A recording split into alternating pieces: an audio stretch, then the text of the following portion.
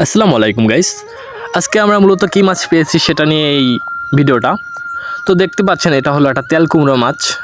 তেল কুমড়ো মাছ নয়, এটা বলে তেল কুমড়া, শুধু তেল কুমড়া। দেখতে পাচ্ছেন তেল কুমড়াটা কত একটা বড় একটা তেল কুমড়া।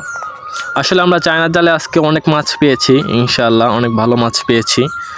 চায়না জাল আমাদের অনেকগুলোই আছে, তবে এইটা আজকে বেড়ে পাচ্ছিলাম জালটায় দেখতে পাচ্ছেন যে কী মাছ উঠছে দেখেন।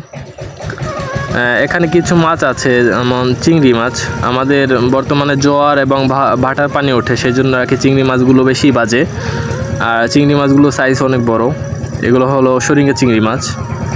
কাঁকড়া আছে, অনেক মাছই আছে এখানে। তো আমরা জাল প্রতিদিনই ছাড়াই, এরকম সকালবেলা জাল ছাড়িয়ে থাকি। আমি একাই ছাড়াই, সেই জন্য আর কি নিজে ক্যামেরাটা ধরা সম্ভব হয় না।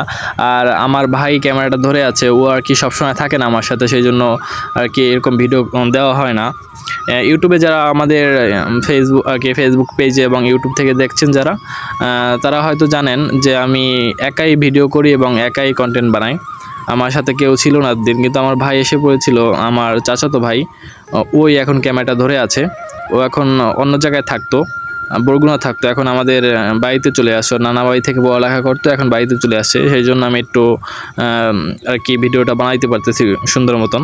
আর এখন থেকে প্রতিদিনই হয়তো আপনাদের এরকম ভিডিও দিতে পারবো, এরকম আমরা মাছ দেখাতে পারবো যে আজকে কী মাছ পেলাম। তো সেই জন্য সবাই সাবস্ক্রাইব এবং ফলো করে পাশেই থাকুন।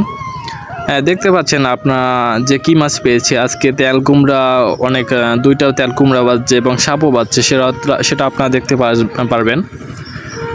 এইখানে আমি জালটা ছাড়িয়ে দিয়েছি ওই পাশ থেকে, নাহলে একা পারা যায় না। আর আমাদের এখানে সবসময় জোয়ার ভাটার পানি নামে, পানি ওঠে এবং নামে, সেই জন্য আর কি চিংড়ি মাছ মোটামুটি আলহামদুলিল্লাহ, এখন আগে পেতাম না চিংড়ি মাছ, এখন চিংড়ি মাছ পাচ্ছি কন্টিনিউ।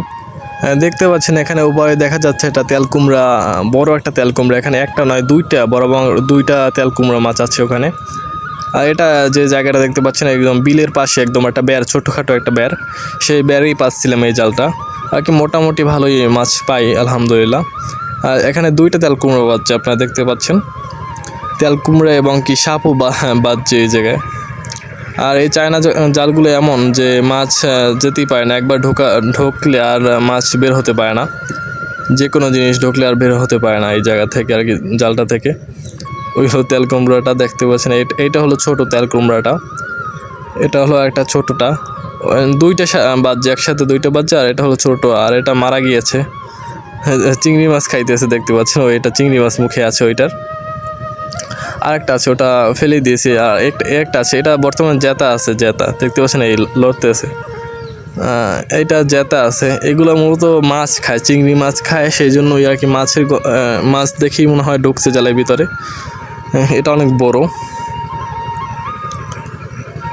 ফেলে দিছি এগুলো পানির সাথে চলে যাবে। আর এই দেখতে পাচ্ছেন সাপ, এটা হলো মাছরাঙা সাপ। আর সাপ ধরার আমার অভ্যাস আছে, প্রতিদিনই সাপ ফেলাই এরকম জাল থেকে।